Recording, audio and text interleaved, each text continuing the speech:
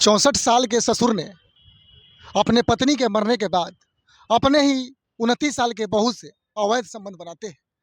बेटे की हत्या के बाद हत्यारे पिता और पत्नी ने रची फिल्मी कहानी, लेकिन कोई कामयाबी नहीं मिल पाया। कस्बे के पटेल नगर में पुस्तक व्यापारी विक्रम यादव हत्याकांड के खुलासे के बाद अलवर की नजरें शर्म से नीचे झुक गई है।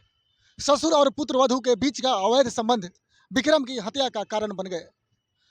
हत्याकांड में गिरफ्तार मृतक के पिता और पत्नी ने उन पर किसी को शक नहीं हो, इसके लिए हत्या को लेकर पूरी तरह से फिल्मी कहानी रच डाली।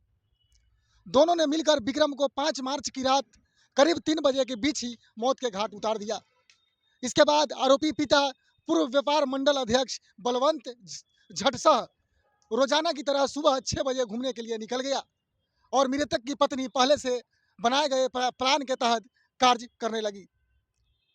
ऐसे में आरोपी पिता प्लान के मुताबिक घर से निकलकर कुंड रोड की तरह घूमने निकल गया ताकि किसी को भी उन पर बेटे की हत्या के शक ना हो तथा लोगों को लगे कि हत्या नहीं बल्कि आत्महत्या की है, जिस पर दोनों के अवैध संबंधों की जानकारी किसी को पता नहीं लगा सके। इसके लिए दोनों ने विक्रम की हत्या के बाद ही प्लान तैयार कर लिया और उसके अनुरूप ही वो दोनों अपने इशारे से कार्य करने लगे।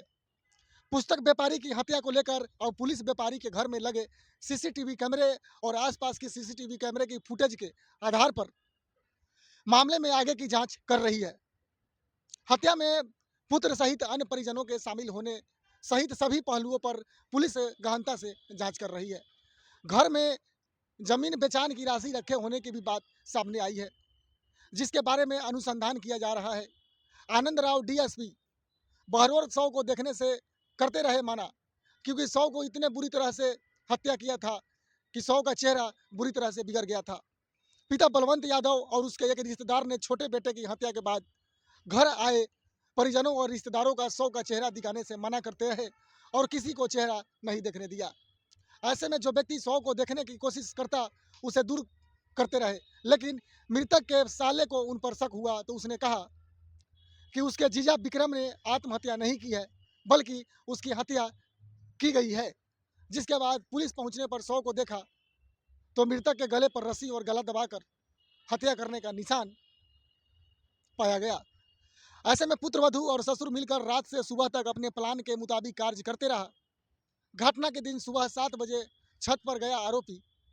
फिर पिता पुलिस ने बताया कि उन्हें जांच के दौरान पता चला कि पूर्व अध्यक्ष अन्य दिनों सुबह 9 बजे के करीब छत पर नाश्ता करने के लिए जाया करता था, लेकिन घटना के दिन सुबह 7 बजे ही छत पर गया था। ऐसे में पूर्व अध्यक्ष व पुत्रवधू का प्लान पूरी तरह से कार्य नहीं कर पाया और पूछताछ में ज़्यादा देर तक राज को छुपा नहीं पाए, जिसमें दोनों अपने गलत काम के कारण सलाखों के पीछे पहुंचे। विकास की विक्रम की हत्या में उसकी पत्नी और पिता के अलावा भाई व अन्य परिजन भी शामिल होने की चर्चा है। बेटा ऐसे मत बोलो, जिसको लेकर पुलिस ठीक है, जिसको लेकर पुलिस अभी कुछ नहीं बोल रही है। क्षेत्र के लोग में चर्चा की है कि घर में रात को विवाद और हत्या हो जाए और उसी घर में रह रहे अन्य परिजन को पता न चल सके, ऐसा संभव नहीं है।